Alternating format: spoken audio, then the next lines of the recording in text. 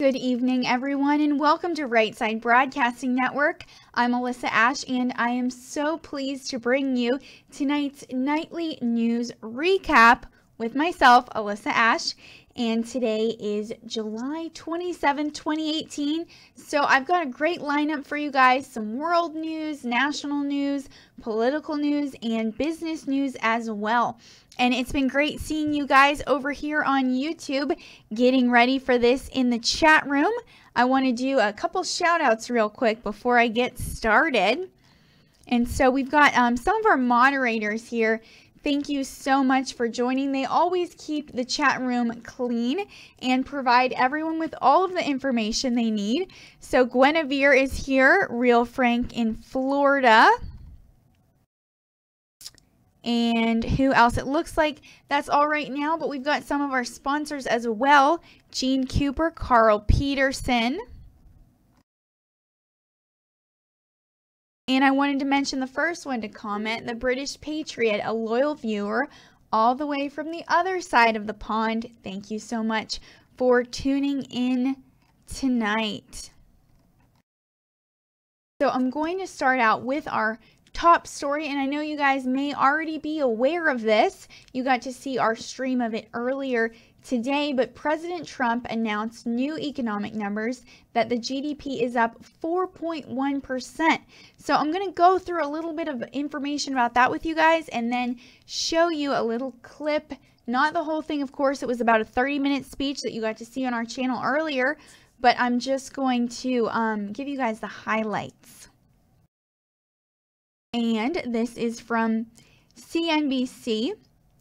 So he pitched his economic record to voters today, boasting that strong numbers released earlier in the morning were sustainable, and blasting Democrats for wanting to raise everyone's taxes.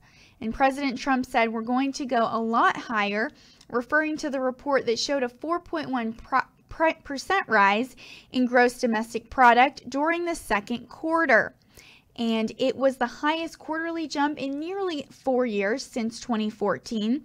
And during a speech on the White House South Lawn, he predicted that the country was on track for its highest annual growth rate in over 13 years.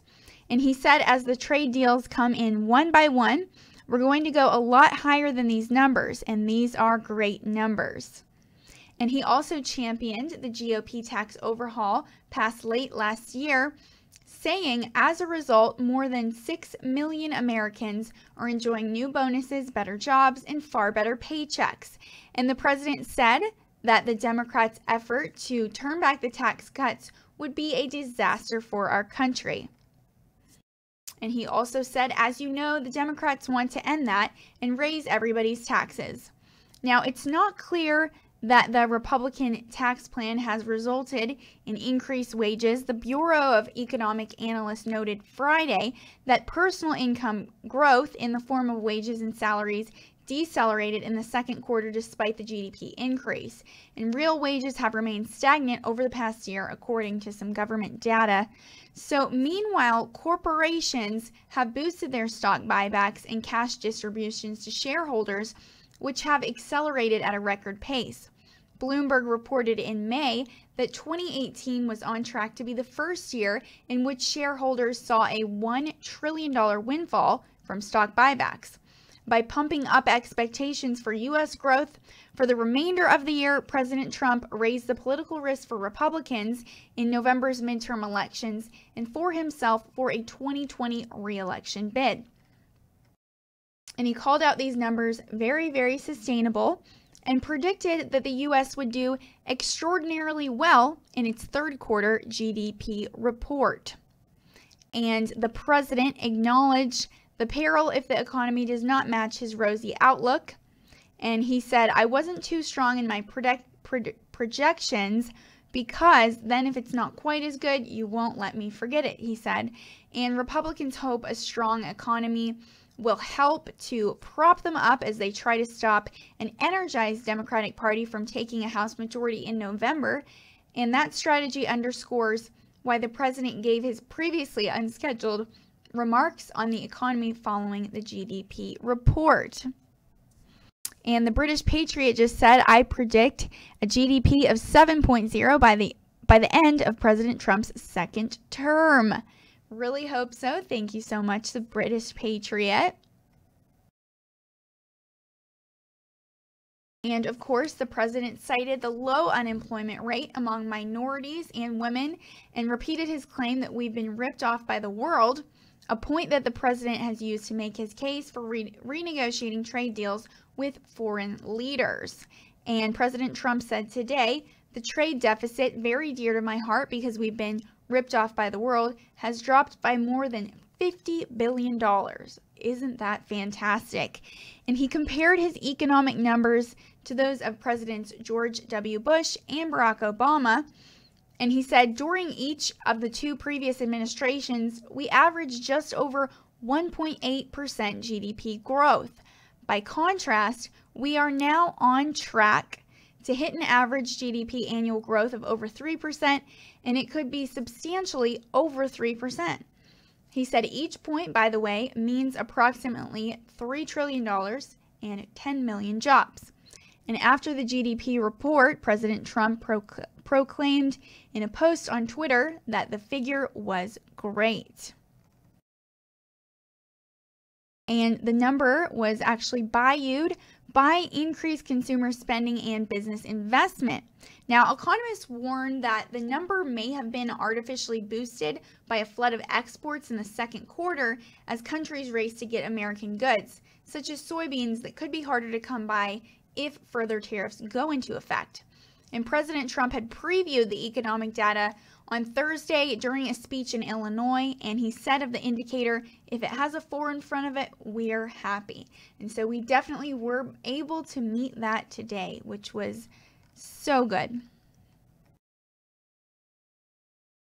And President Trump's top economic advisor, Larry Kudlow, also played up the GDP number before its release. Kudlow told Fox Business on Thursday that you're going to get a very good economic growth number tomorrow, big. And he said later in the interview he didn't know exactly what that number would be, but he was hopeful. And the president has been keen to use the booming economy as one of his key pitches, of course, to voters ahead of this fall's midterm congressional elections. And Democrats are slightly favored to regain control of the House, while Republicans are expected to maintain a thin majority in the Senate.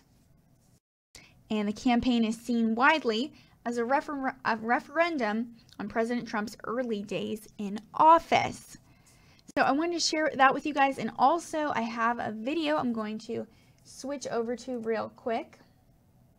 Just a 2-minute clip of him speaking today on that White House South Lawn, and it was posted by CNBC actually.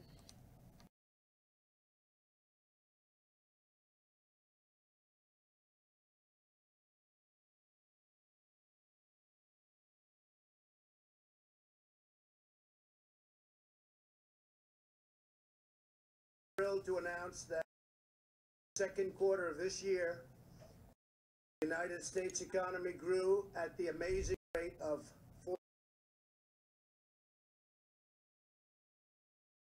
Hit the highest growth rate in over 13 years. I'll say this right now, and I'll say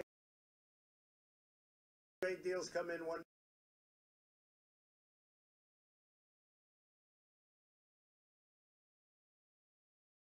Previous administration, just over 1 point back to hit an average annual growth of over 3%, and it could be substantially over 3%.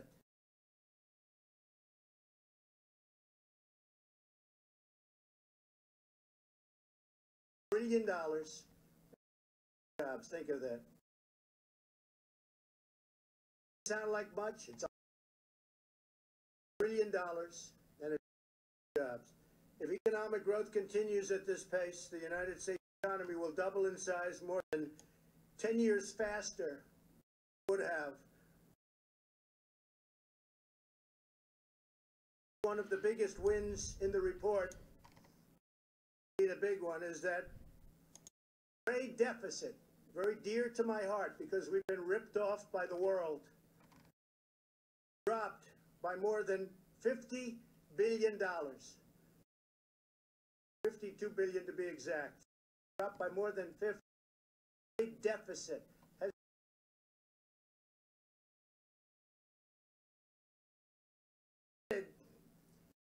been 1.2 GDP. This drop, we haven't had.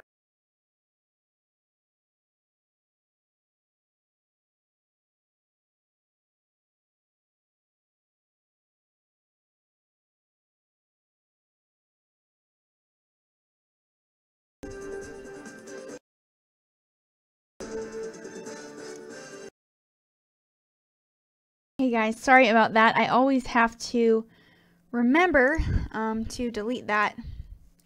I'm going to do that real quick for you so it does not play again.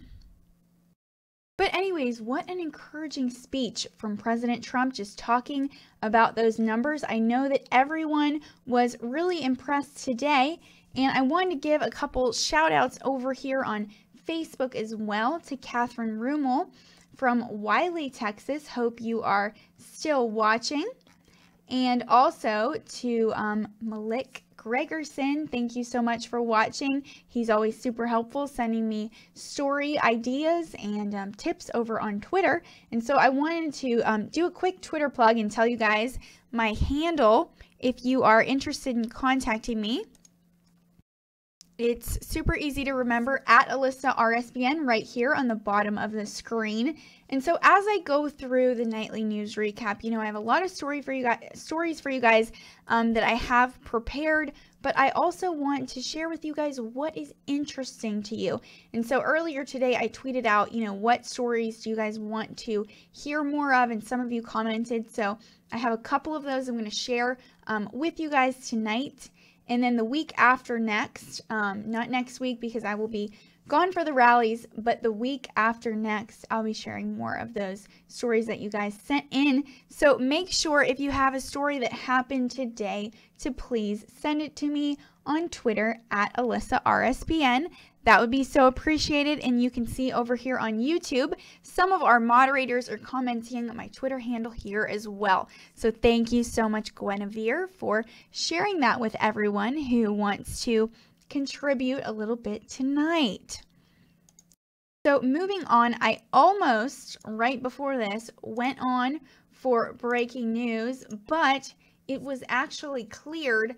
So there were some reports said 3, others said 4 suspicious packages found at Trump Tower tonight, and it was under lockdown, but they turned out just to be phone chargers, and this was cleared by NYPD. So I'm going to go into this a little bit for you guys. So they were just unattended battery chargers, and this is from NBCNewYork.com.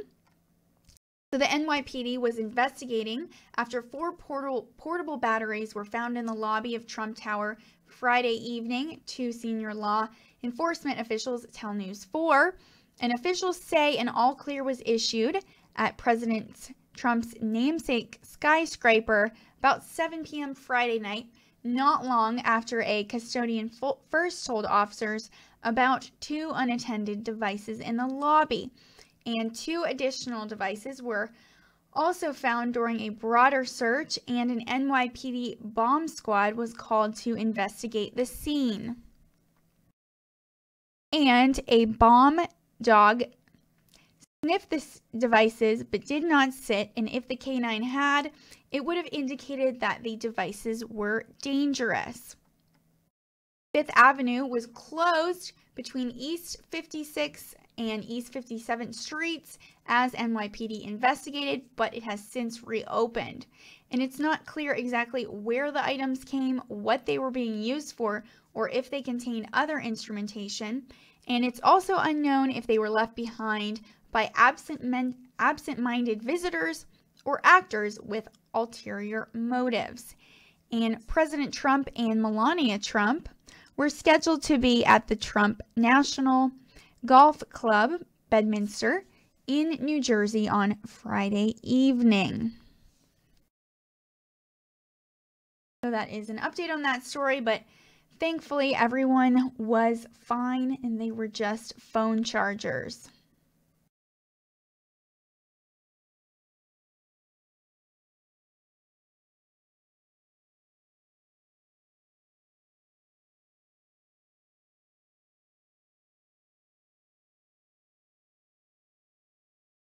And I wanted to give you guys an update. I know one of you messaged me on Twitter today about the car fire in Northern California near Redding.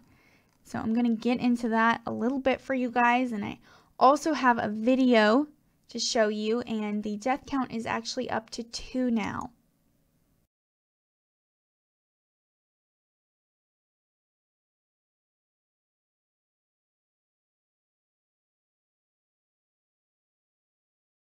And this is from the New York Times. So Brian Rice is one of the firefighters there, and it says when Brian Rice fought wildfires in the 1990s, his time on the line was intense during the summer fire season, followed by months to recharge during the cooler winter. But fighting wildfires is no longer seasonal work in California. He said there used to be a rhythm to this, and now you could at least count on that rhythm. He said it's a year-round cycle now. And since 2012, according to state emergency management officials, there has not been a month without a wildfire burning, a stark contrast to previous decades when the fire officials saw the fall and winter as a time to plan and regroup. And the recent historic drought and rising temperatures have heightened an already serious risk for widespread fires in the state. And just this month, there have been 3 firefighters killed on the front lines, including 2 who died during a rapidly expanding wildfire in Northern California in the last 2 days. And dry conditions and triple-digit temperatures added fuel to that fast-moving blaze known as the car fire as it marched eastward, swept over the Sacramento River, and pushed into the outskirts of Redding, the largest city in that region.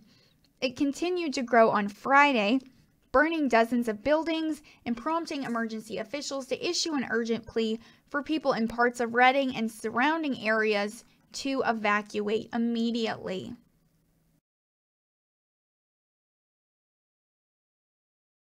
And Brett Duvet, who is the incident commander for the California Department of Forestry and Fire Protection, said this fire is extremely dangerous and moving with no regard for what's in its path. And Governor Jerry Brown of California has called this the new normal and set aside $440 million in the state budget for emergency wildfires. But beyond the cost, the year-round fires have taken a heavy toll on thousands of firefighters in the state. And this wildfire has been going through the area since Wednesday in Northern California. So in the town of Coring, about an hour south of Redding, the Rolling Hills Casino offered shelter to about 200 evacuees, opening its doors for people and animals fleeing flames for the second time this year. Evacuees slept in a ballroom off the main casino Friday, talking to family members on cell phones and watching for fire updates on a big screen television.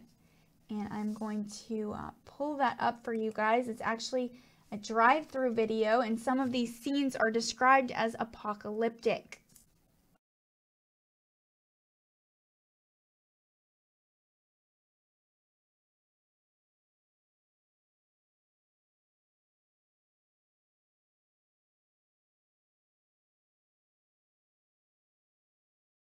Back at the dam, take it up by 4.5 miles. That's north. Shasta Dam.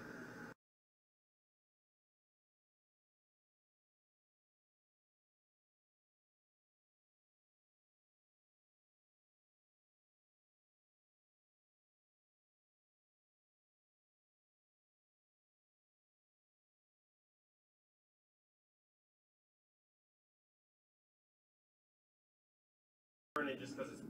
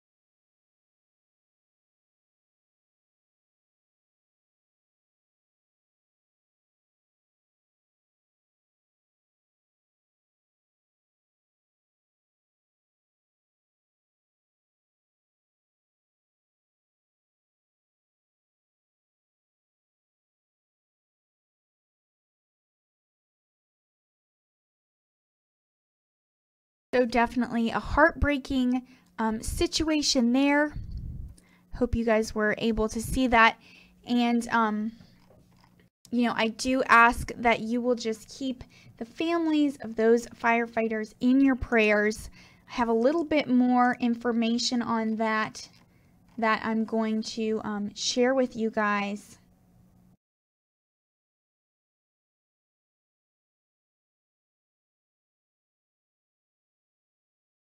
And this is from CBS News.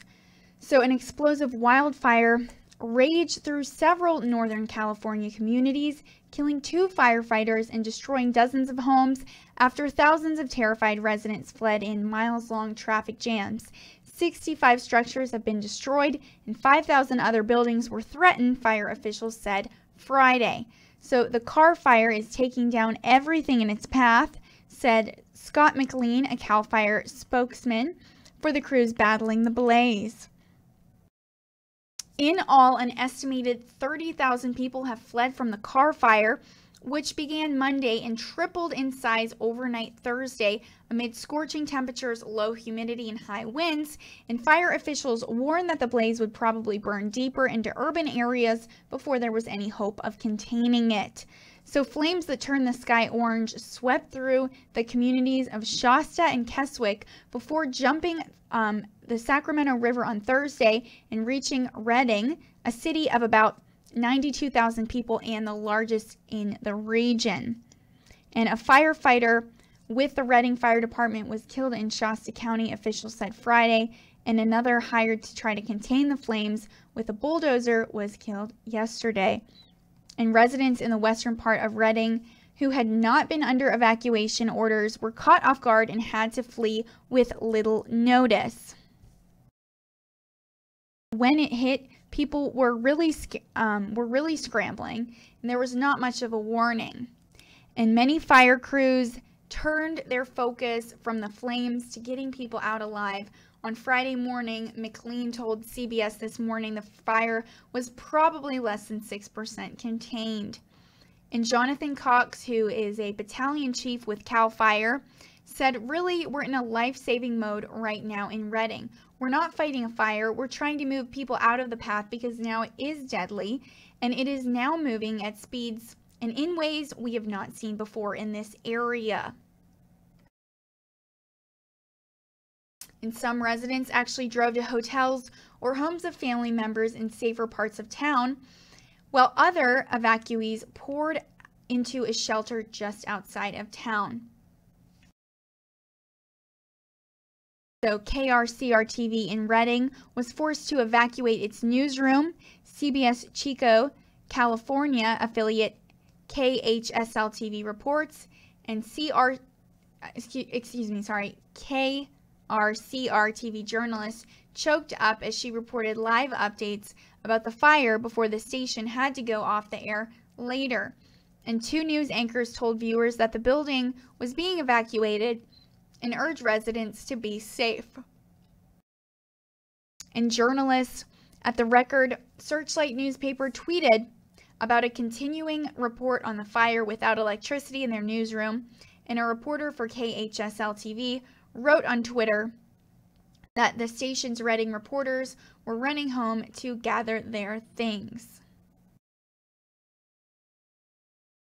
Late Thursday, crews found the body of the bulldozer operator who had been hired privately to clear vegetation in the blaze's path, McLean said, and the fire burned over the operator and his equipment, making him the second bulldozer operator killed in a California blaze in less than 2 weeks. And the Marin County Fire Department said that its 3 firefighters were treated at the Mercy Medical Center and were later released, and one of them will be evaluated at UC Davis Burn Center in Sacramento, the department said. And 5 civilians were also being treated for fire-related injuries, hospital spokesperson Mike Magnus said, adding that their injuries are not serious. And this is so heartbreaking. The hospital was evacuating 5 babies in its neonatal intensive care unit, which cares for premature newborns, and taking them to medical facilities outside the area. The hospital was also preparing high-risk patients to be evacuated, but there were no immediate plans to do so.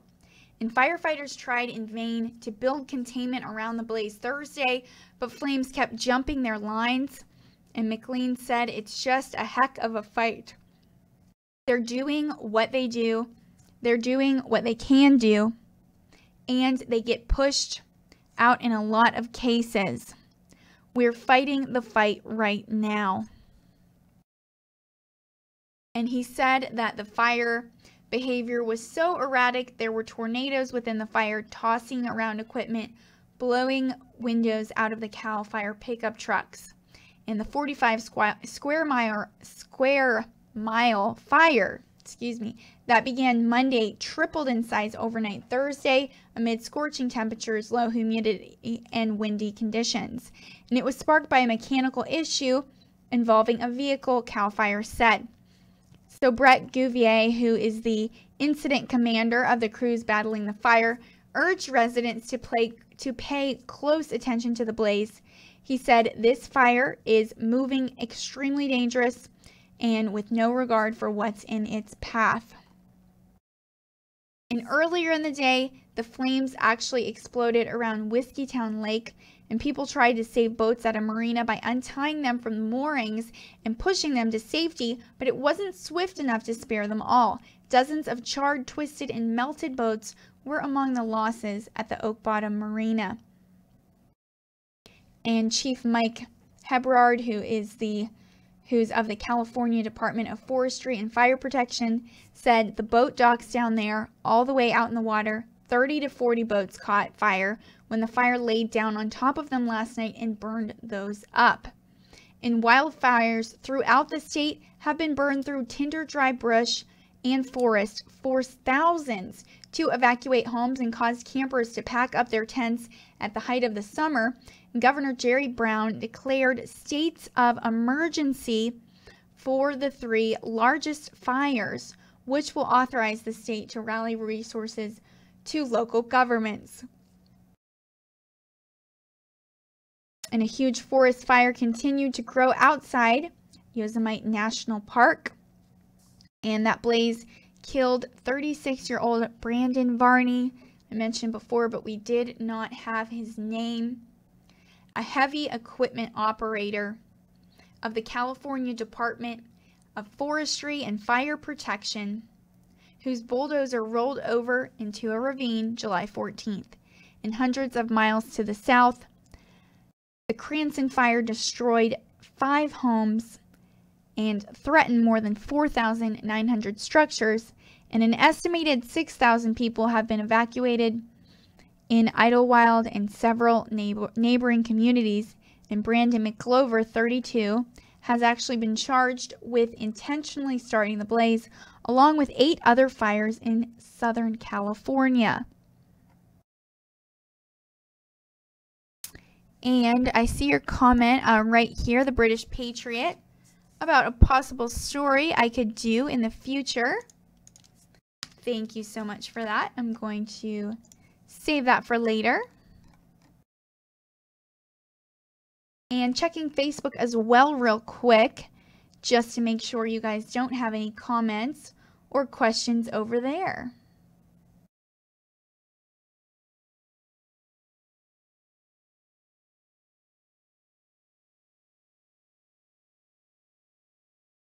And Mark Seguin says it's his first visit to Right Side Broadcasting Network. Hey Mark, hope you are doing well all the way from Canada. And J.M. Nellis from California. Olin P. Tratchell. Luciano Chana de Leja. I'm going to try to say that right. And Marcia Boone Green's here. Pat Pokenham and Nancy Marnicio. Thank you so much, everyone, for being here. And also, Malek, one of my helpful viewers over here on Twitter. And I'm going to check my Twitter real quick as well.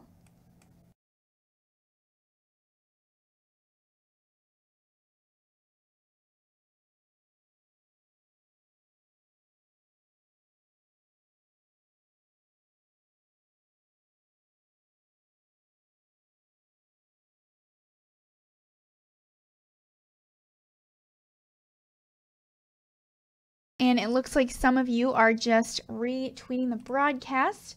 So thank you so much for that. Really appreciate you guys.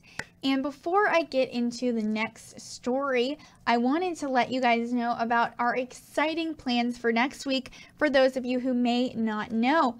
So we are actually traveling to 2 MAGA rallies next week, 2 President Trump rallies. The first one will be on Tuesday, July 31st in Tampa, Florida. And the second one will actually be on Thursday, August 2nd in Wilkes-Barre, Pennsylvania. So they're going to be a ton of fun. We are sending 5 crew, not 5 crews, we're sending full crews to both with 5 members each time.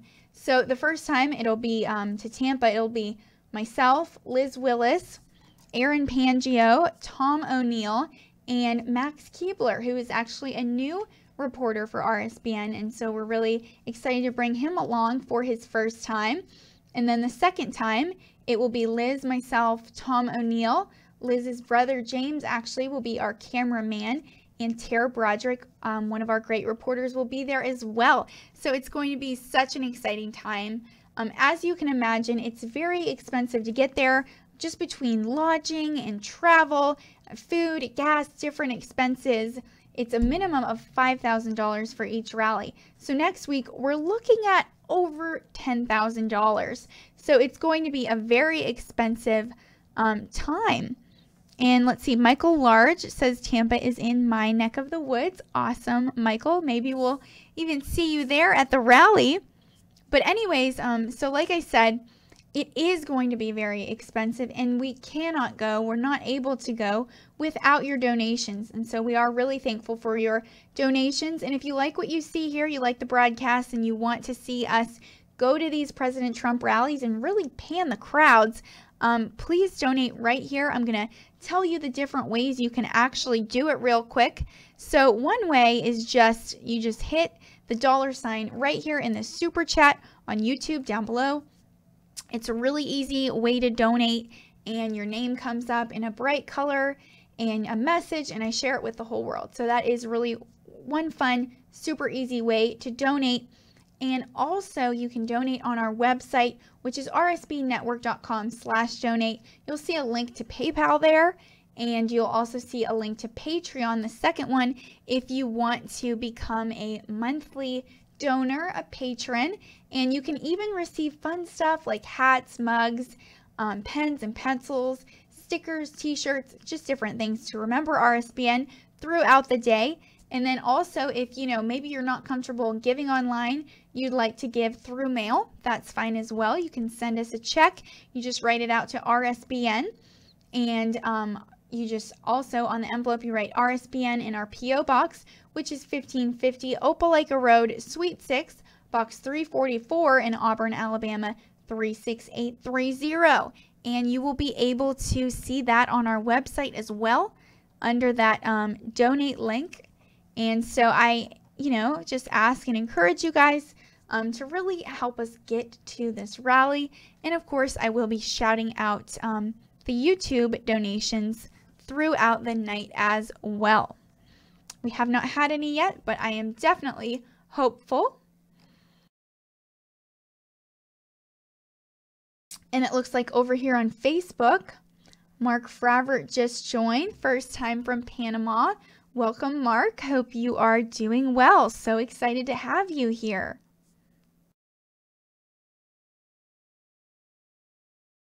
And I'm going to switch gears a little bit to some business news about two huge social media giants, Facebook and Twitter. So we are going to start with Facebook. I know you guys just heard me saying yesterday how they had the worst day in history, losing with a 19% plunge, losing billions of dollars. So we're going to get into that a little bit more now. And this is from Reuters News.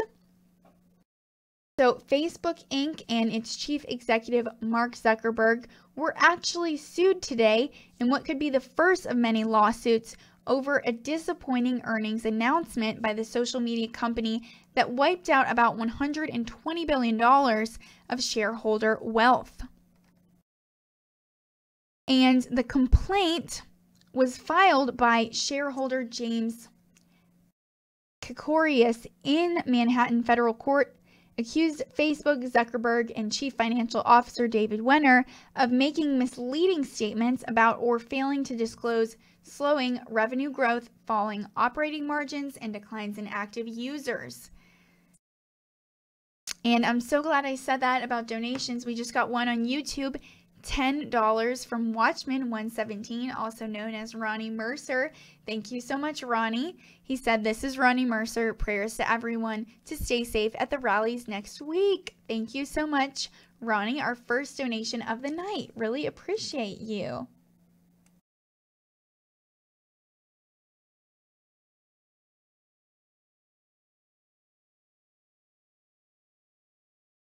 And let's see, I just want to shout out a couple great messages I just got on Twitter before I finish off Facebook. So Timmy Monte said, "Alyssa, I just wanted to thank you and your network. You are doing a great job presenting the news, and also I would like to tell your superiors that I live in Tampa and have registered for the rally." Awesome. I'm able to help you guys out. If you need someone, I'll be available to volunteer anytime that day. God bless and keep fighting the good fight. Thank you so much, Timmy. Really appreciate that. One thing that our viewers or volunteers are super helpful for are just pulling people from the crowds and helping us to find some of those interviews when we're not able to step outside of that little press barricade they set up. We just bring people up to the gate for interviews before and after when we're actually inside of the rally. So definitely look for us there on the floor at the bottom of the press box. Introduce yourself as Timmy. That would be super helpful.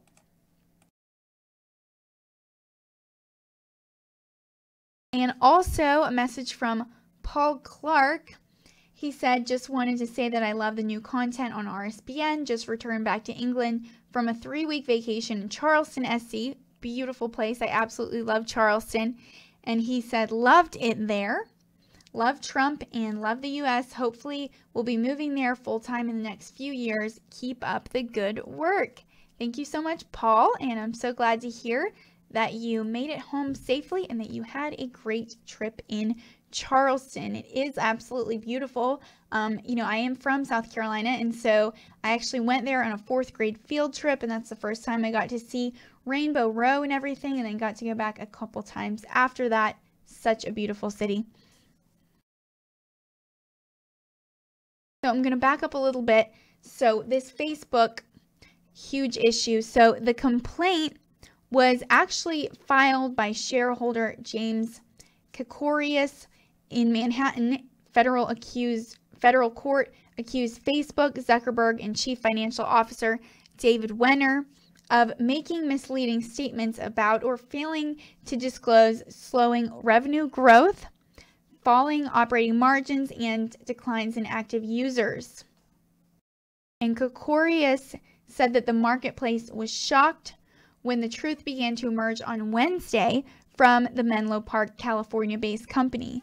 And he said that the 19% plunge in Facebook shares the next day stemmed from federal securities law violations by the defendants. And the lawsuit actually seeks class action status and unspecified damages. A Facebook spokeswoman declined to comment. And shareholders often sue companies in the U.S. after unexpected stock prices decline, especially if the loss of wealth is large. Now, Facebook has faced dozens of lawsuits over its handling of user data in a scandal also concerning the UK from Cambridge Analytica, and many have been consolidated in the federal court in San Francisco. And Thursday's plunge also hit Zuckerberg's bottom line. Zuckerberg had been tied with Warren Buffett as the world's fourth richest person, but the Berkshire Hathaway Inc. chairman's current $83 billion fortune tops Zuckerberg's $66 billion, Forbes magazine said. And Buffett now ranks third among the world's billionaires, while Zuckerberg is sixth. And Facebook shares fell another 0.8% on Friday, closing in at $174.89 on the NASDAQ. So definitely interesting. And I want to move on to Twitter now. Some similar news there as well. So Twitter actually experienced their worst single-day percentage drop since 2014 after reporting declining monthly active users. And this is from CNBC as well. So Twitter shares closed more than 20% on Friday after the company reported a decline in monthly active users and weak guidance. And Twitter reported second quarter earnings before the bell on Friday. So earnings per share, I'm going to just break it down for you guys, were 17 cents versus 17 cents, according to a Thomson Reuters consensus estimate, and the others were according to that estimate as well.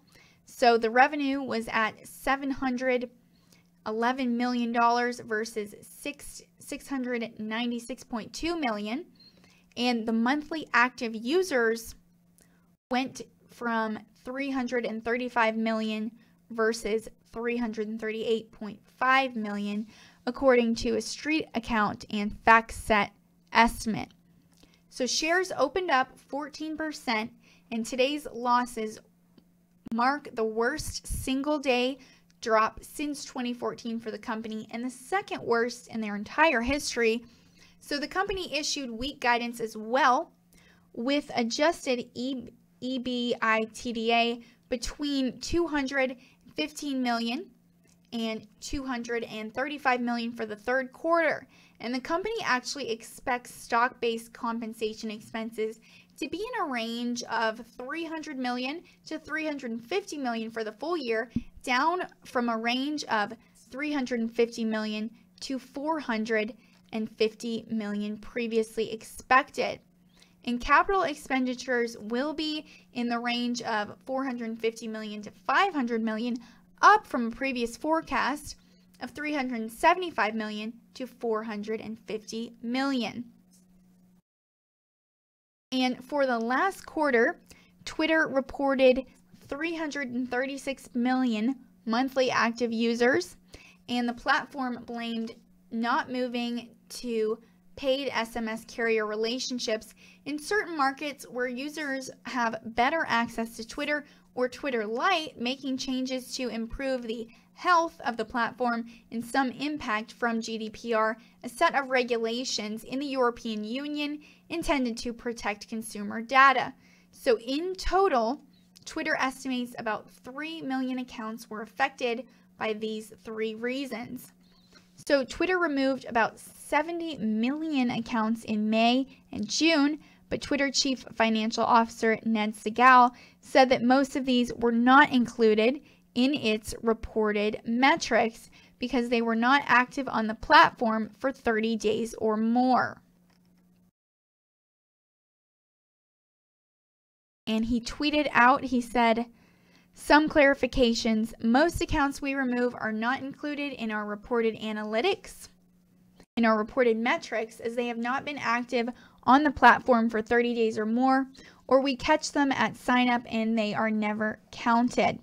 So the company also recently purged fake accounts, but those changes occurred after the close of the second quarter, so it didn't affect MAUs in this report, and Twitter warned MAUs could go down even more next quarter. And they said, as a result of our health work decisions not to renew or move to paid SMS carrier relationships in certain markets, and our decision to allocate resources toward GDPR and health, MAU could decline on a sequential basis in quarter 3. They said this in their shareholder letter. Based on our current level of visibility, we expect the decline to be mid-single-digit millions of MAU. And daily active users grew 11%, but the company did not break out that exact number. So Twitter revenue grew 24% year over year with strong advertising gains, and advertising revenue was at $601 million, an increase of 23% year over year. And the company also grew its data licensing and other revenue business, which was up 29% year over year.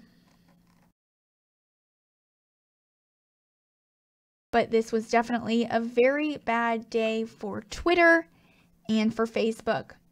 So remember, like I said, I'm going to throw this up for you guys real quick while we're talking about Twitter.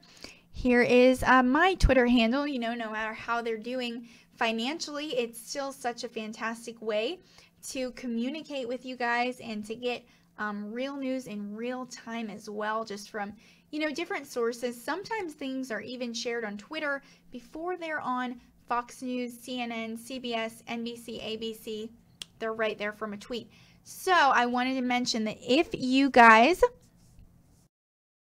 have stories you want me to mention tonight that I may not have mentioned yet that happened today, whether it's a big or even a small story. I had someone share a human interest story with me a while ago of a baby that was born in Chick-fil-A. That was such a fun one. But anyways, whatever stories you guys have for me, please send them to my Twitter at Alyssa RSBN.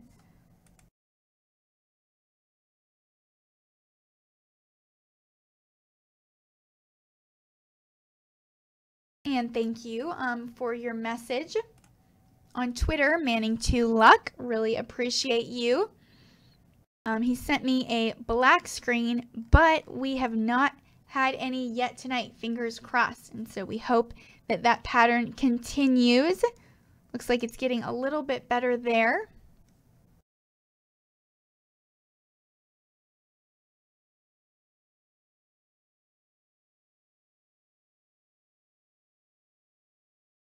So I wanted to move on, and I'm actually going to throw up a picture for you guys on this story.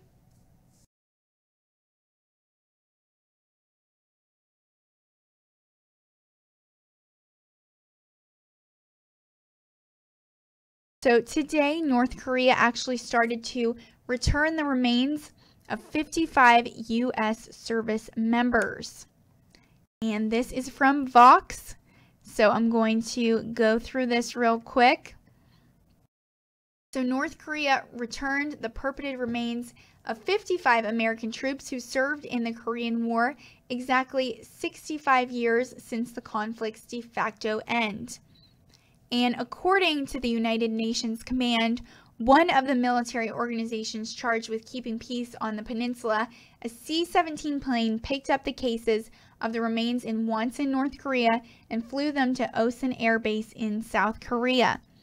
And an honor guard met the cases when they landed, and each was wrapped in the UN's flag, the flag under which U.S. troops fought during the war. And the boxes were individually placed in 6 vans. So Army General Vincent Brooks, who leads U.S. and UN troops in South Korea, said in a statement, "It was a successful mission following extensive coordination. Now we will prepare to honor our fallen before they continue on their journey home. And the U.S. military still has to run an extensive DNA verification process on the remains to ensure they correspond with missing Americans, and the cases will fly to Hawaii to undergo processing by the Pentagon agency charged with accounting for prisoners of war and troops missing in action. So there could be some complications here. U.S. officials continually warn that the remains from one U.S. service member could be mixed with another. And there's also a risk that the remains belong to non-U.S. troops, and it's unclear when the forensic work will end.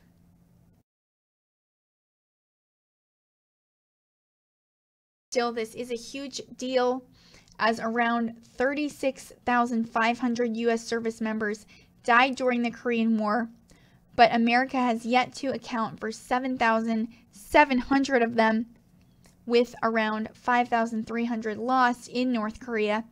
They include shot down pilots, prisoners of war, or ground troops, and the returned 55 sets of the remains may not do much to bring down the total number, but it will serve as a relief to the families of the fallen soldiers. It was also a symbolic day to do it, as 65 years ago, the Korean War ended in an armistice, not a peace treaty, and that means the war technically continues and partially explains why all the remains have yet to be returned. So it's also the first time since 2007 that North Korea has returned military remains to the U.S., and former UN Ambassador Bill Richardson, who secured 6 sets of remains from North Korea in 2007, said in May that this is a huge issue for families who don't know what happened to their lost family members. And the return is part of broader U.S.-North Korea talks on nuclear weapons, so Pyongyang's gesture was widely expected and fulfills one of North Korean leader Kim Jong-un's promises to President Trump after their Singapore summit last month. So the fourth point of the U.S.-North Korea agreement signed in June specifically mentioned the return of American remains, and a quote, so from a joint statement, it says the United States and the DPRK commit to recovering POW/MIA remains, including the immediate repatriation of those already identified. So this was from their joint statement. And it was from their agreement that they made back in Singapore in June. And that agreement was meant to set the guidelines for the eventual end of North Korea's nuclear program. And if Pyongyang starts returning the remains of U.S. troops held for decades in North Korea, it's possible that the country is serious about curbing its nuclear capabilities. And some experts, however, don't buy it.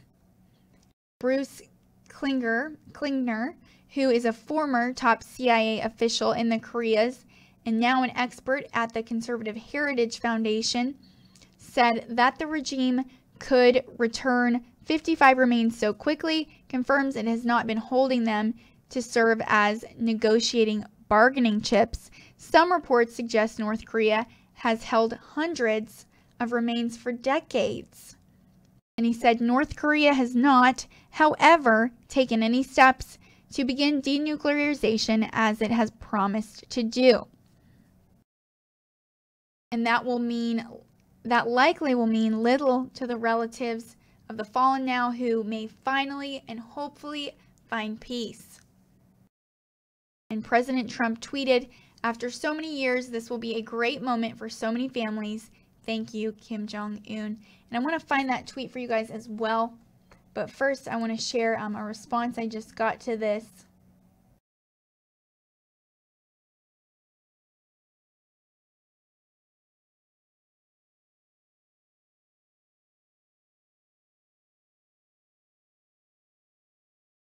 So Ronnie Mercer said, I was blown away by Kim following through on this. He may not be a good guy, but I commend him for doing this. Yes, thank you so much, Ronnie. It is definitely a great first step by the chairman. And I'm going to check to see about President Trump's tweets on the matter.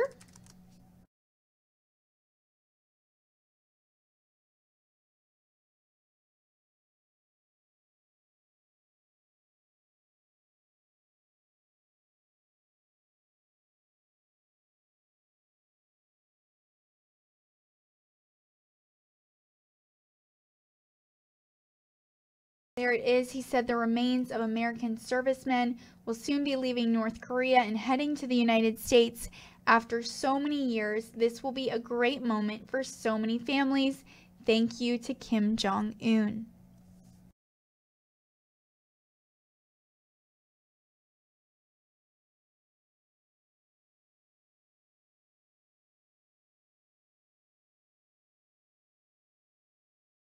And I always like to go through his latest tweets with you guys and update you. And so a couple that I didn't share yesterday, we're going to go through real quick.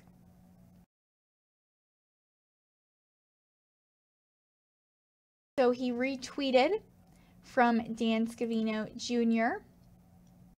Jerry Jones's remarks. As far as the Dallas Cowboys go, you know where I stand. The team knows where I stand. Our policy is you stand during the anthem, toe on the line. And President Trump said, way to go, Jerry. This is what the league should do.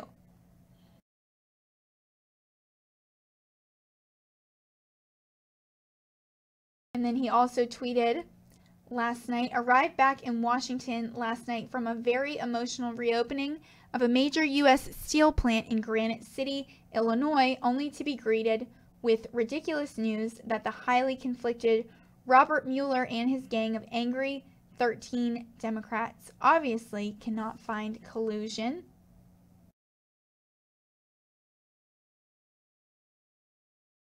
And he went on to say the only collusion with Russia was with the Democrats, so now they're looking at my tweets along with 53 million other people.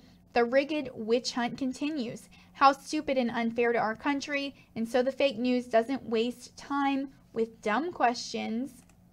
No, I did not know of the meeting with my son, John Jr. Sounds to me like someone is trying to make up stories and able to get himself out of an unrelated jam. Taxi cabs, maybe. He even retained Bill and Crooked Hillary's lawyer. Gee, I wonder if they helped him make that choice.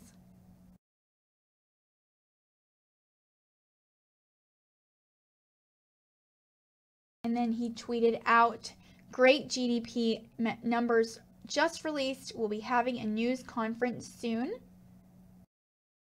And you saw that on our earlier stream this morning.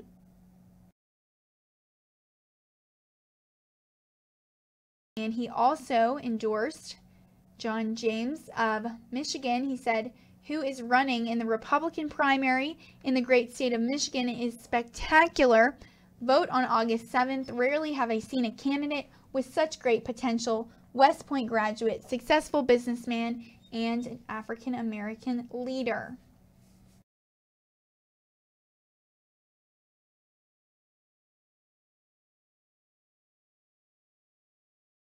He said John is strong on crime and borders, loves our military, our vets, and our Second Amendment. He will be a star. He has my full and total endorsement.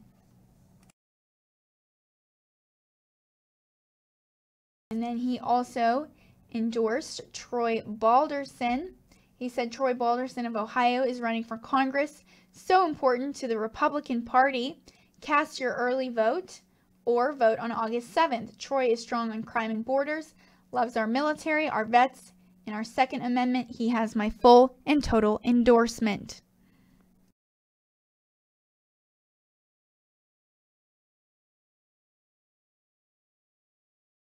And he also tweeted out a couple of videos of the historic numbers that were that he stated today on the White House South Lawn.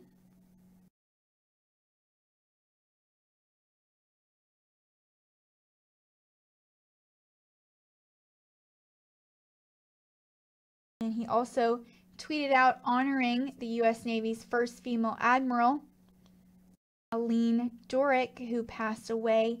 He said, the U.S. Navy's first female admiral, Aline Durick, once said, "It was a nice distinction to have and to be recognized as the first, but I wanted to make certain that I used that notoriety to do as much positive as I could." He said Aline did just that, and America is forever grateful.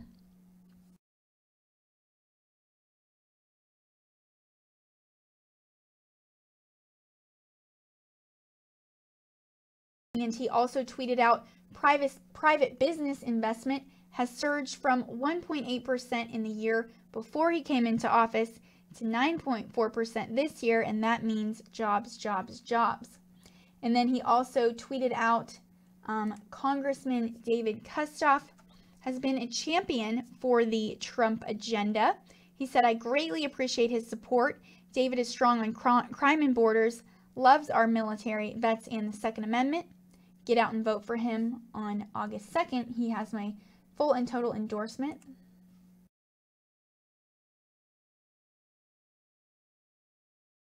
And he also tweeted out, Democrats who want open borders and care little about crime are incompetent, but they have the fake news media almost totally on their side. And he also said the only things the Democrats do well is resist, which is their campaign slogan, and obstruct. Crying Chuck Schumer has almost 400 great American people that are waiting forever to serve our country. A total disgrace. Mitch M. should not let them go home until all approved.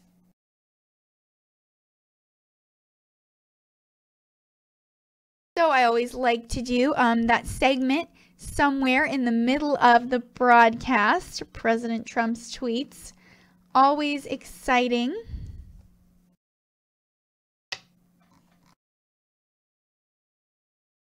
And I'm going to switch over a little bit. But remember, if you guys have any stories, any news stories today that were particularly interesting to you that I have not yet mentioned, please share them to me on Twitter. And I'll throw that up and leave it for a second. My Twitter handle is at Alyssa RSBN. And so you can send everything to me there you'd like me to share.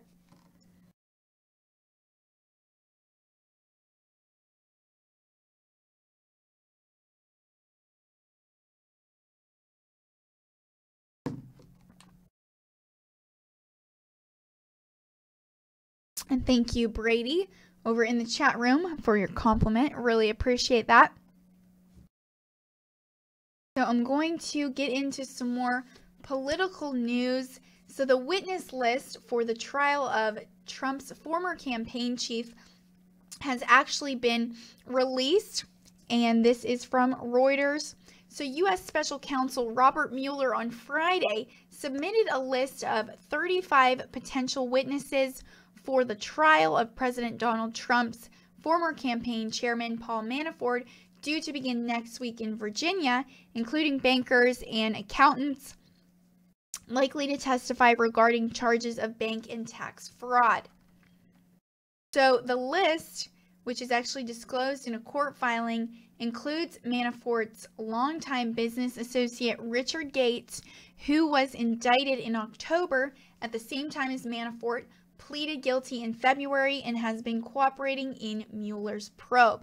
So also on the list was Tad Devine, a consultant who worked with Manafort in Ukraine and served as chief strategist for 2016 Democratic presidential contender Bernie Sanders. And Devine's firm said in a statement he was serving as a fact witness and had been assured he did not have legal exposure.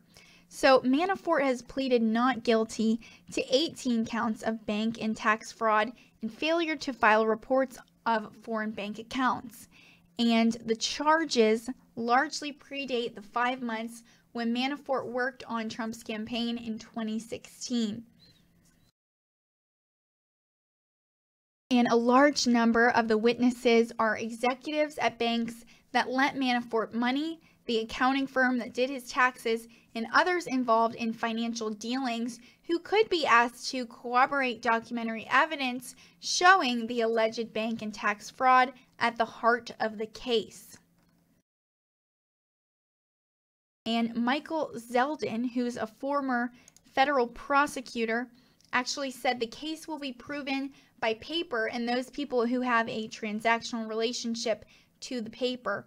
All those people to say essentially that Manafort knew what he was doing.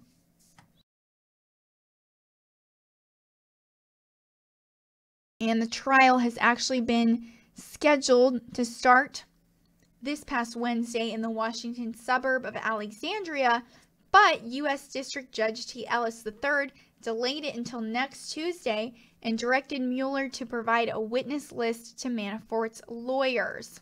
So this list also included people at businesses where Manafort spent money, such as the director of ticket operations at the New York Yankees baseball team, the head of a landscaping firm, and an executive at a Mercedes-Benz dealership. So Renato Mariotti, who is a former federal prosecutor who is now a defense lawyer, said prosecutors likely want to show Manafort's luxurious lifestyle with the aim of making him less likable to jurors.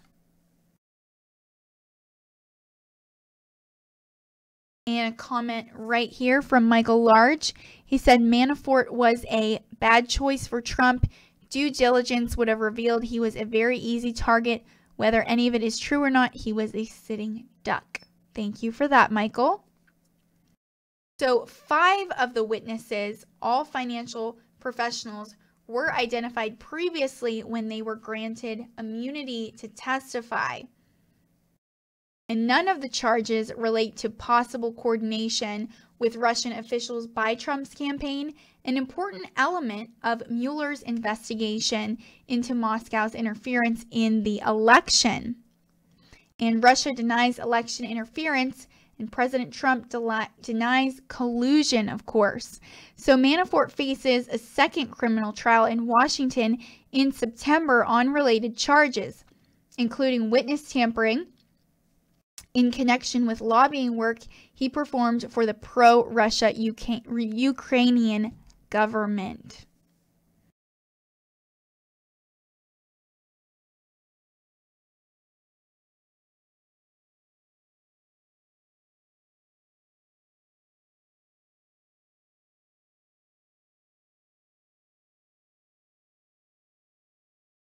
And I'm checking Twitter all throughout this broadcast just to make sure you guys don't have any comments, questions on here, and also the most helpful stories, maybe news stories from today that I may have missed so far in this broadcast.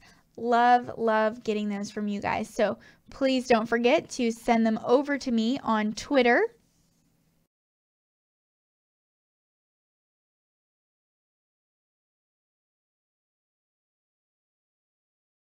And also, while we are on the political side of things, I also have another article to share for you guys from Reuters.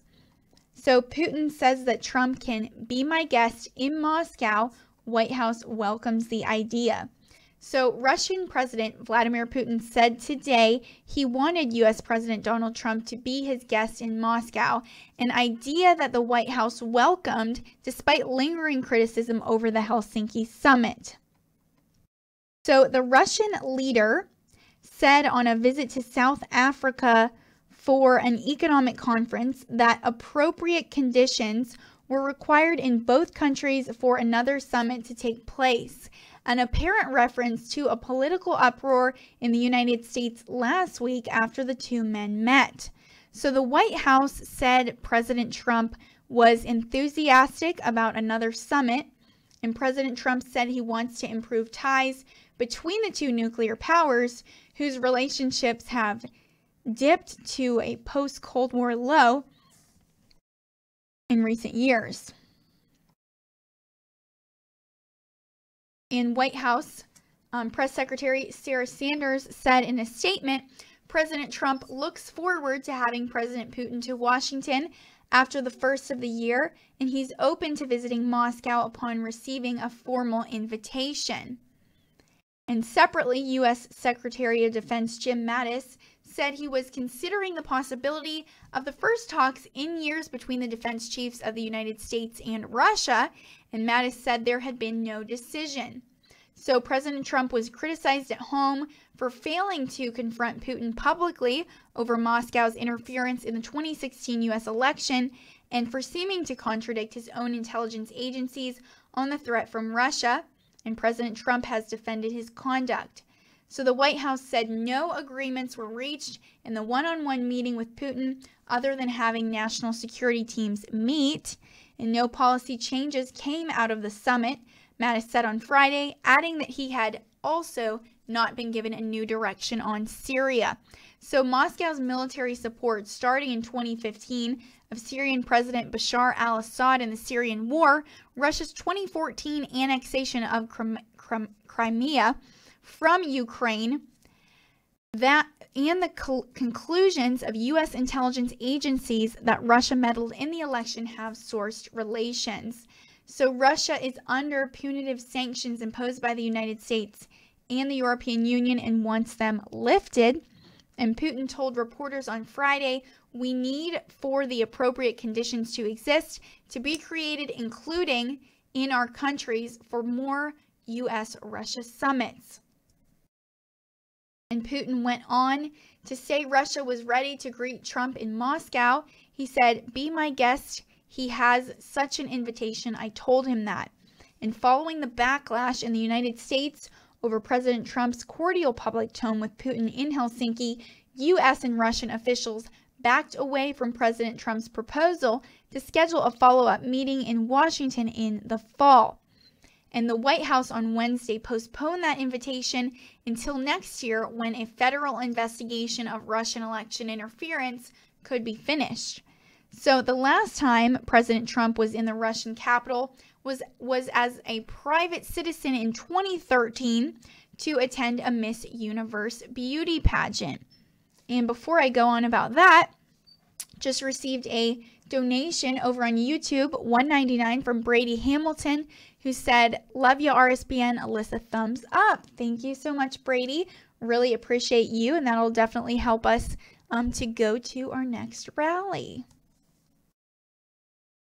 So President Trump's visit for the Miss Universe beauty pageant surfaced in the FBI investigation of Russian election activities in the form of a dossier containing allegations that President Trump had spent time with Russian prostitutes there, and President Trump, of course, has denied the allegations. So efforts by both President Trump and President Putin to achieve detente have been fiercely resisted by U.S. lawmakers, including some in Trump's own Republican Party, accusing him of being too friendly toward Putin, whom they consider to be an adversary of the United States.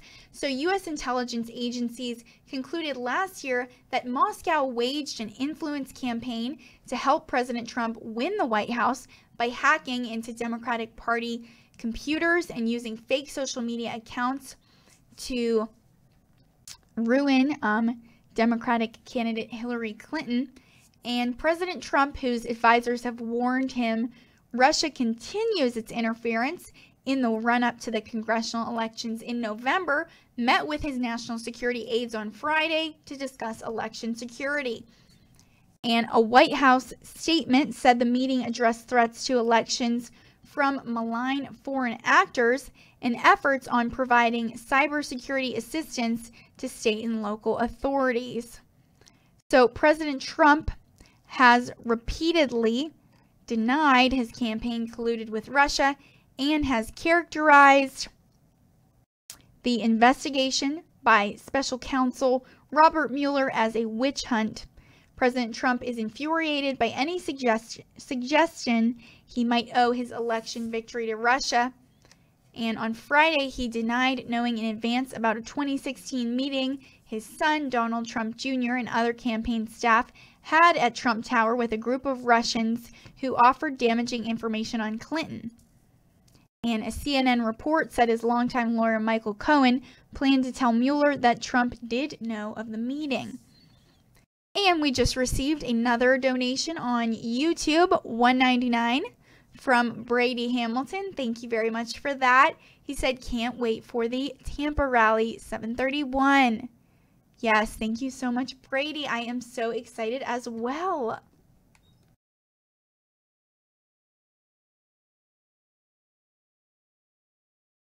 And while we're on the topic of rallies, for those of you who may not be familiar with rallies or kind of what we do, I want to give you a quick rundown. And it looks like Katie Causey just joined, one of my best friends from home. Thank you so much for joining, Katie. So anyways, if you're kind of not familiar with what we do, you know, where we go, I'm going to tell you. But first, we just got a $2 donation from Larry Stokes. Thank you so much for that, Larry. Really appreciate you and your support. So anyways, we just have a handful of employees, and we actually travel to MAGA rallies, President Trump rallies, all around the country. Just next week, we have 2 coming up, one on Tuesday in Tampa, and one on Thursday in Wilkes-Barre, Pennsylvania. And so that is going to be very exciting. I can't wait to go. I've never had 2 in 1 week before, and so I am so excited for that opportunity. It's going to be an insane week. But anyways, it's a lot of fun to go. We really get in the middle of the crowd. You know, we interview everyone. We get to know these loyal President Trump supporters, and they've been waiting for hours, no matter what the weather and the rain, the heat, the snow. They're there waiting, decked out in their MAGA gear. You know, they have their hats on, their t-shirts on. A lot of the women have the pink Women for Trump shirts on and hats. And so those are always very fun to see as well. So anyways, it's a lot of fun, and something that RSBN actually became famous for is showing the crowds. That is a huge thing we do that the mainstream media does not. They do not show the crowds. And so it's a blessing that we're able to go and that we're able to do that. And we are only able to go through your donations. And I'm mentioning this now just because I just received a couple donations, and I'm so thankful for those. So I wanted to tell you guys about the different ways you can donate. So one way, super easy, a couple of you just did it here on YouTube, Larry and Brady. So you can actually donate in the super chat, and Brady Hamilton just donated another $1.99. Thank you so much, Brady. Really appreciate you. So anyways, one way you can do it, just like you see them doing right here, you just hit that $sign in YouTube in the super chat. And that's how you're able to donate. It comes up with your name in a bright color and a message, and I will share it as long as it's appropriate. And then of course you can donate on our website as well. And I will show you guys how to do that if you are not sure. So I'm going to switch over real quick.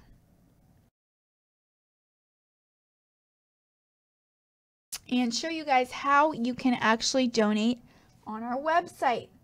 So you just go to this very top bar. It's rsbnetwork.com. You go this top bar, the 4th tab over, and you click donate. And you can actually donate with PayPal or a credit card. So you click this top link right here. And it'll take you through the prompt. You're able to enter your amount, and then whether you're paying with PayPal or a credit card. And you can also give a monthly donation through Patreon, which is a great platform. You know, maybe you feel a little more invested, committed to Right Side, and you want to give to us monthly. The way you can do that is on Patreon. And so you can see, you just click Become a Patron, and then there are different levels you can choose, from entry level all the way up to all access, and that's when you are giving $500 or more a month. And of course, we appreciate all of you, whether you are giving $1 or $500, every dollar counts. And when you actually donate through Patreon, you get fun things like hats, pens, and pencils. and stickers and t-shirts that say RSBN, you know, just different things where you're able to, you know, wear them, use them in your everyday life, and actually remember to watch us, and you'll think about us throughout the day, especially when you're wearing those items. People will ask you, what's Right Side Broadcasting Network? And you can tell them who we are. So that is one fun way to do it. And the last way, if you are not comfortable donating online, we completely understand and respect that. You can actually donate through a check that you just send in the mail. You just write it out to RSBN, and you send it to our P.O. Box, which is 1550 Opelika Road, Suite 6, Box 344 in Auburn, Alabama 36830. And so that is one easy way to donate. And just earlier today, I got to help Joe open some of those notes and checks, and it was just so heartwarming to really see all those handwritten notes from you guys and what we really mean to you, and, you know, suggestions as to how we can improve. We're always thankful for those. So thank you so much for everyone who sent in a donation over the last month. And we just got another $1.99 from Brady Hamilton. Wow, he said, RSBN for the people. Thank you so much for that, Brady. Really appreciate you.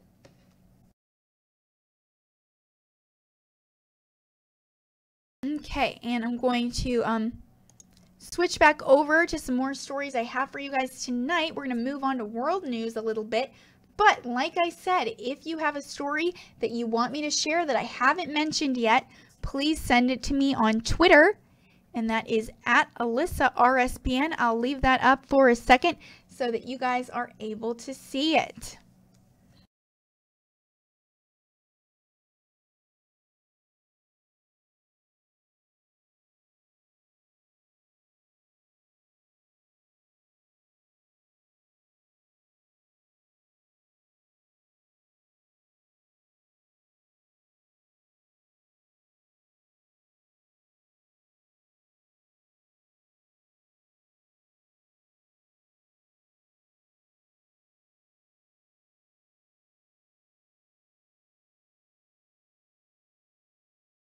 So another world story that has to do with your favorite, of course, President Trump, is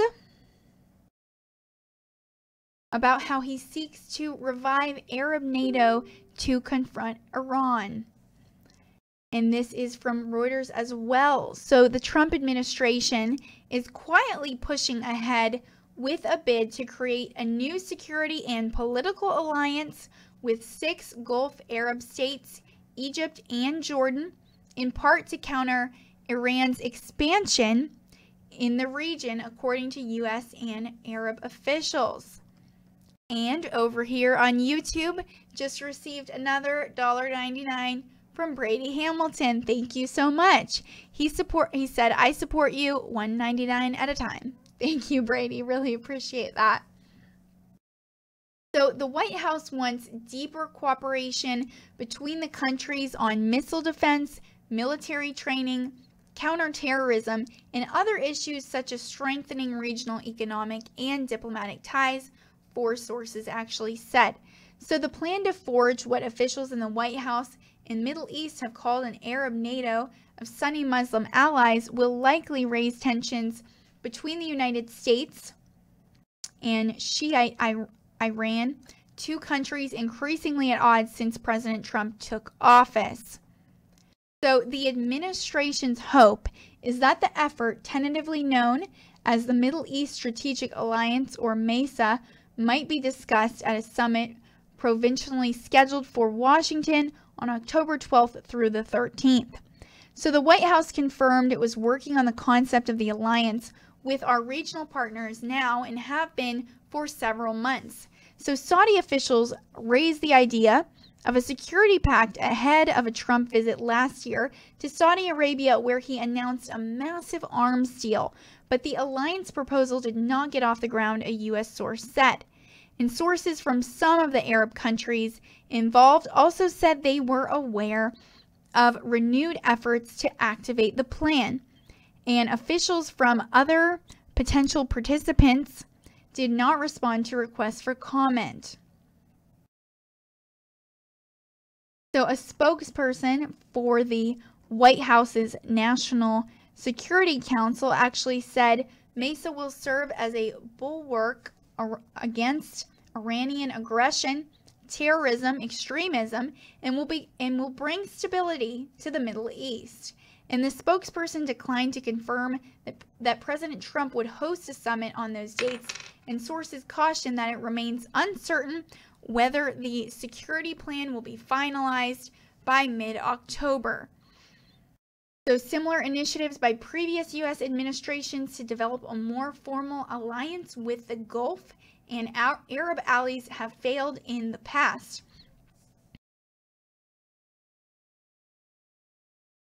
And Washington, Riyadh, and Abu Dhabi accuse Iran of destabilizing the region, fomenting unrest in some Arab countries through proxy groups, and increasingly threatening Israel. So the alliance would actually put emphasis on Gulf heavyweights, Saudi Arabia, and the United Arab Emirates working closer together with the Trump administration on confronting Iran.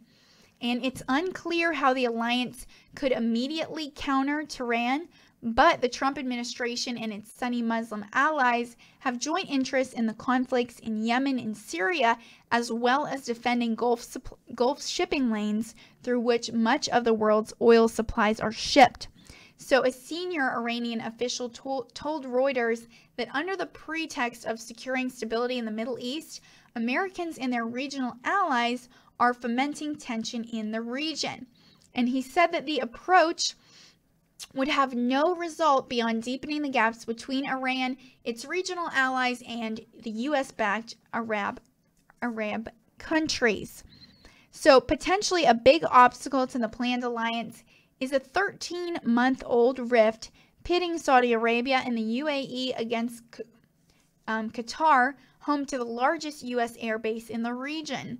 And other Arab nations have accused Qatar of supporting terrorism, which it denies. While one source said the administration is concerned the quarrel could have an obstacle to the initiative, he and an Arab official both said Riyadh and Abu Dhabi had assured Washington the rift would not pose a problem to the alliance. And the NC spokesperson denied the rift was a hurdle. As Trump pursues his America First policy, the White House is eager to have U.S. allies worldwide shoulder more of the burden in confronting regional security threats. And the UAE is ready to deploy more troops across the Middle East to counter its foes, as it believes it can no longer rely on Western allies like the United States.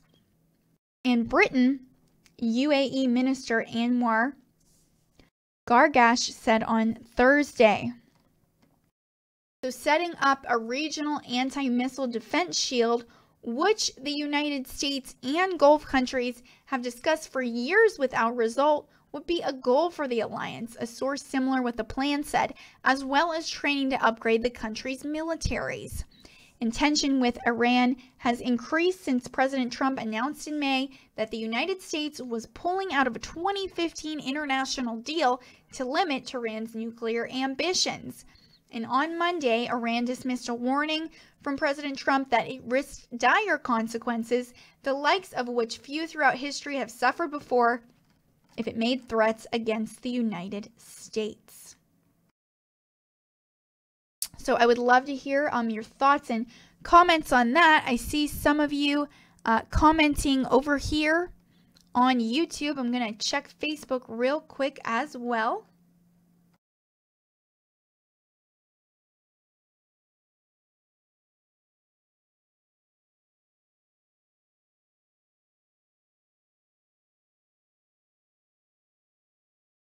That's so fantastic. Malik actually messaged me on Twitter. And if you don't mind, Malik, I'm going to share this with everyone. He said, I wrote my representative last night asking him to support Representative Jim Jordan as he's running for Speaker of the House. He is a younger, energetic representative, and I think he will work hard for the American people. He is one of the 11 members of representatives that introduced the articles of impeachment for Rod Rosenstein. I also asked my representative his thoughts concerning these articles of impeachment. I would encourage everyone to write to their representative to support Jim Jordan, and it's a good way to express your thoughts and concerns. I would love to see the nation painted red in the upcoming elections. Thank you so much, Malik, for sharing that. That's so fantastic. Really love to see you actually taking action and writing your representative. Thank you very much for sharing that.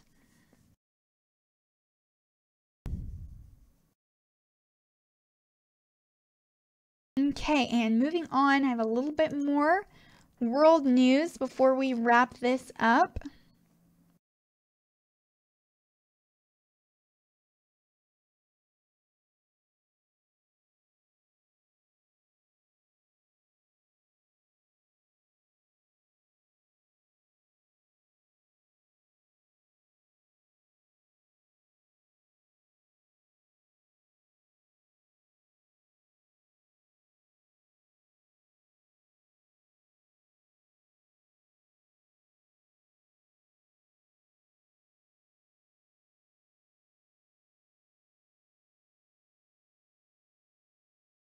So we were talking about the wildfires earlier in California, and there were some in Greece as well. And I saw some of you guys commenting right here about those wildfires. So I wanted to get into an update with you guys. So Greece's Prime Minister, Alex Tirspis, actually took political responsibility today for a wildfire that killed at least 87 people and led to opposition accusations that the government failed to protect lives.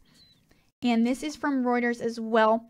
So Tirspis' opponents went on the offense on Friday as 3 days of mourning ended, accusing the government of failing to apologize for the disaster. So seeking to deflect public anger, Tirspis told ministers he was conflicted over whether the authorities had done everything right in response to the disaster. And he said, I have called you here today, first of all, to take full political responsibility for this tragedy in front of my cabinet and the Greek people. He said, I won't hide that I'm overwhelmed by mixed feelings right now, pain, devastation for the human lives unexpectedly and unfairly lost, but also anguish at whether we acted correctly in everything that we did. So his contrition comes after the main opposition New Democracy Party criticized a government news conference on Thursday night where not one word of apology was heard. And New Democracy spokeswoman Maria Spiraki said this government just added unbridled cheek to its abject failure in protecting lives and people's property. And Civil Protection Minister Nikos Toskis told the news conference that the government suspected arson was behind Monday night's blaze, which trapped dozens of people in their cars trying to escape a wall of flames. And survivors of one of the worst Greek disasters in living memory, which hit the town of Mati, some 17 miles east of Athens on Monday, heckled Tirspis' coalition partner, saying they had been left to fend for themselves. Now, pressure is growing on the government, which is trailing New Democracy in opinion polls at a time when it had hoped to finally extricate Greece from years of bailouts prompted by its debt crisis and reap the political benefits. So Tirspis now faces questions over how so many got trapped in the fire, as the death toll could still rise further.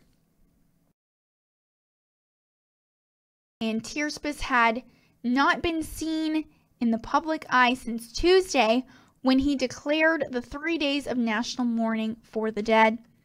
And politicians' criticism reflected anger among the survivors. And one of the survivors, Krissa, in Mate, told Sky Television, "They left us alone to burn like mice. No one came here to apologize, to submit his resignation, not one."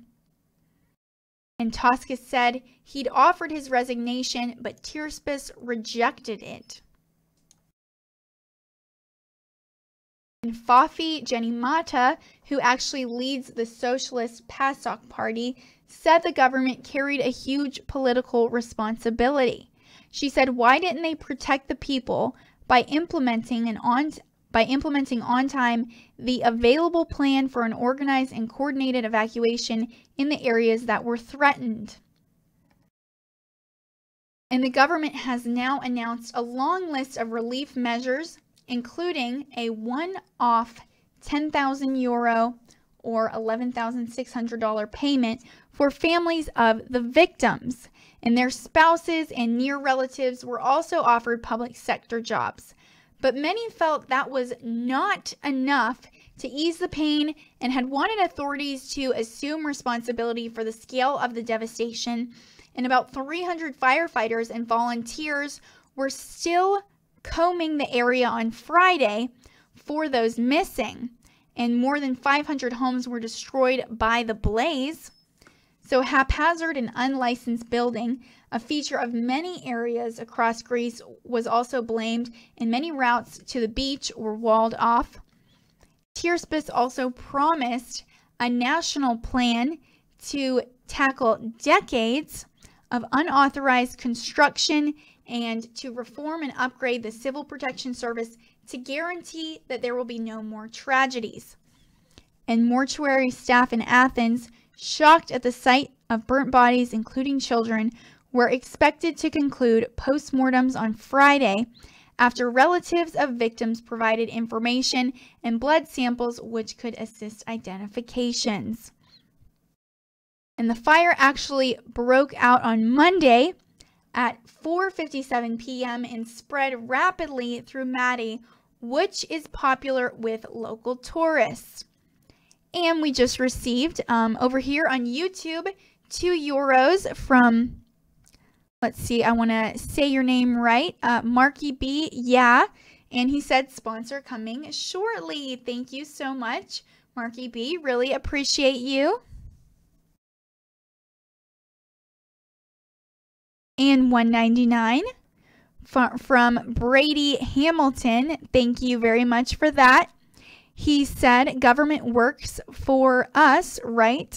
Thank you very much for your donation. Yes, they do.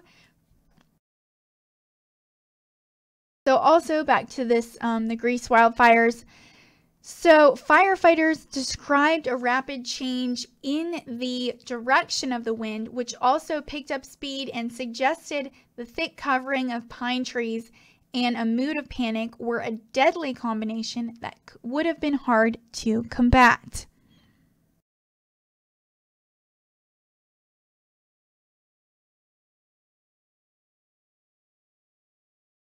And F the Chance said 1,000 houses burned down by one single Pakistani soldier in Greece. Yep, it's a war.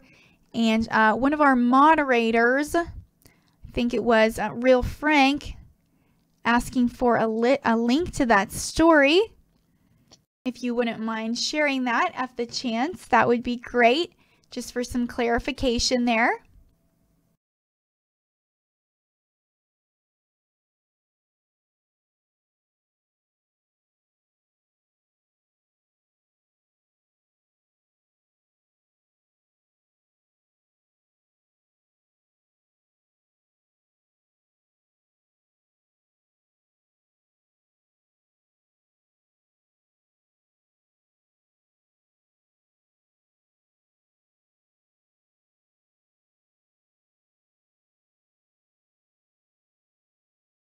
So also wanted to share with you guys something from Gaza. It actually happened about 8 hours ago, and this is from Reuters as well.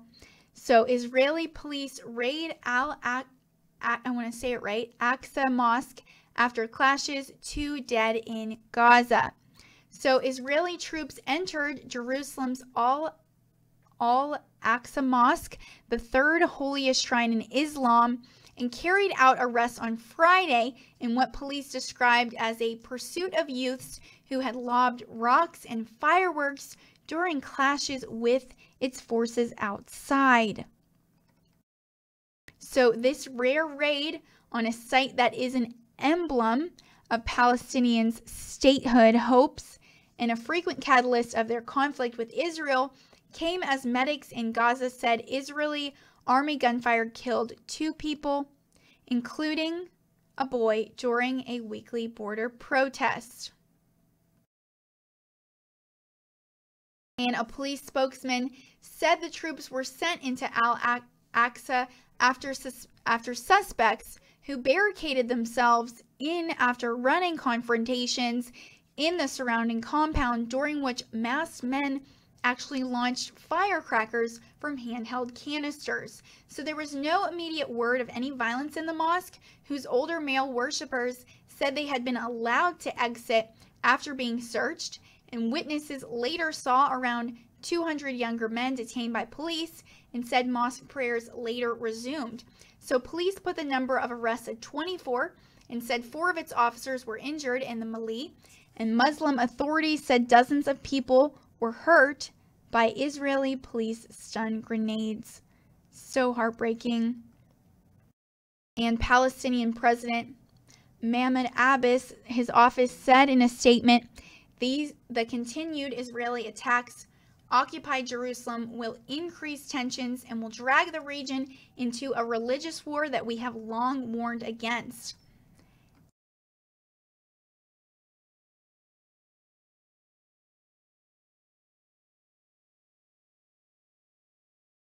And let's see, while we are talking about Gaza, one of our moderators, Lady Leatherneck, said Gaza Christians were denied permits during Easter to worship at the Church of the Holy Sepulchre. Pray that one day Gaza Christians have religious freedom. Definitely. Thank you so much for sharing that with us, Lady Leatherneck.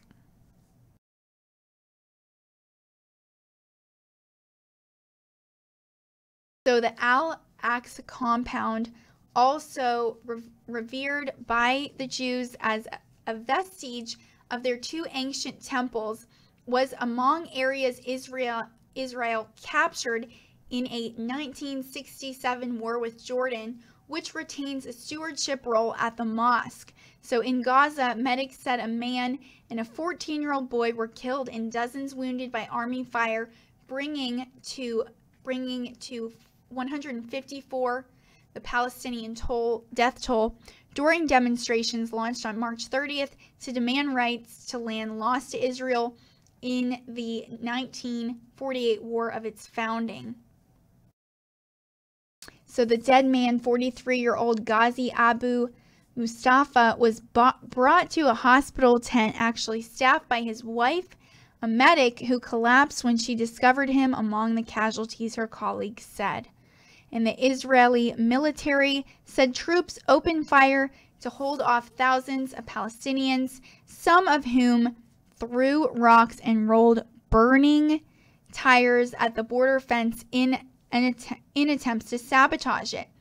And Israel says its lethal tactics are needed to prevent armed infiltrations and accuses Gaza's Islamic Hamas rulers of encouraging the disturbances to distract from their governance problems under an Israeli-Egyptian blockade, but Hamas denies this. So while several foreign powers have censured Israel's handling of Gaza, the United States has echoed its blaming of Hamas. And the 4 months of Gaza tensions have also seen cross-border shelling and gunfire exchange. And over the last week, an Israeli soldier was killed and another wounded by what the army said were Gaza snipers. And 7 Hamas gunmen died in airstrikes.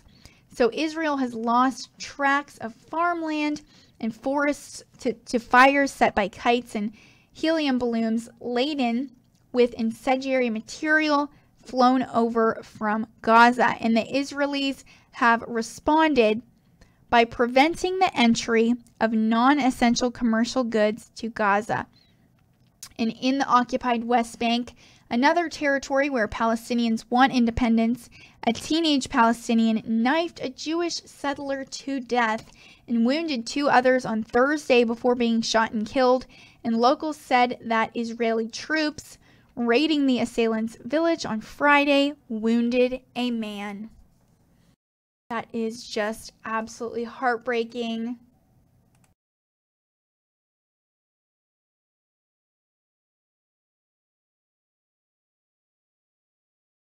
And let's see, I see your comments over here in the chat, Ryan Bardwell, but I don't believe I have received any tweets from you yet.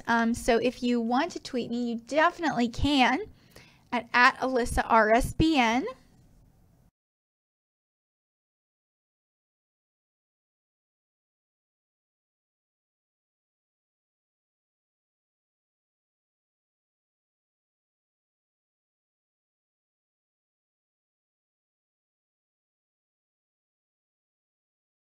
And I think I have one more world story that I'm going to share with you guys. And this is from Reuters as well. So this is from over in Australia. So in test of the re-election prospects of the Australian Prime Minister, by-election voting begins. So voting in 5 by-elections across Australia began on Saturday in polls that are widely seen as a barometer of the re-election prospects of the country's Prime Minister, Malcolm Turnbull. So in what's being called a Super Saturday, voters in 5 seats will go to the polls after a handful of opposition lawmakers were forced from office after falling foul of the country's constitution that bans politicians from elected office if they are dual citizens. So the 5 by-elections will bring to close a citizenship crisis that saw about a dozen lawmakers forced from office, including then Deputy Prime Minister Barnaby Joyce, a removal that briefly cost the government its parliamentary majority. So winning at least 1 seat will aid the legislative agenda of Turnbull, who heads a coalition government made up of Liberal and National Party MPs and has policy heavily shaped by a strong conservative backbench. So some political analysts actually believe that a very strong showing in the by-elections could tempt Turnbull to call an early poll, particularly if the ruling and coalition government secures victory in the seat of Longman. So polls indicate that the ruling center-right government has a strong chance of winning the Labour-held seat of Longman in the state of Queensland after Pauline Hanson's nationalist One Nation Party encouraged its supporters to preference Turnbull ahead of the country's opposition Labour Party on their ballot papers. So Longman is one of 5 marginal seats in Queensland, which is heavily dominated by rural conservative voters, a demographic that has not taken to Turnbull, a social liberal who made his fortune in banking actually before entering politics. And so I hope you guys enjoyed the nightly news recap tonight. I shared a little bit of world news with you, political news, national news, and business news as well. And please, of course, make sure to tune in next week. Next Monday night, we'll have our first pre-rally stream, expecting the rally on Tuesday in Tampa, Florida, and we will be covering that rally for you all day. So stay tuned. We will be on the air all day, and then that night we will do a post-rally stream, and we will do the same in Wilkes-Barre, Pennsylvania on Thursday. So stay tuned for that. It's going to be a great time. I can't wait to just be there in the crowds and share it with you guys. It's going to be so much fun. So thank you so much for tuning in to tonight's nightly news recap. And once again, for Right Side Broadcasting Network, I'm Alyssa Ashe. Have a great night.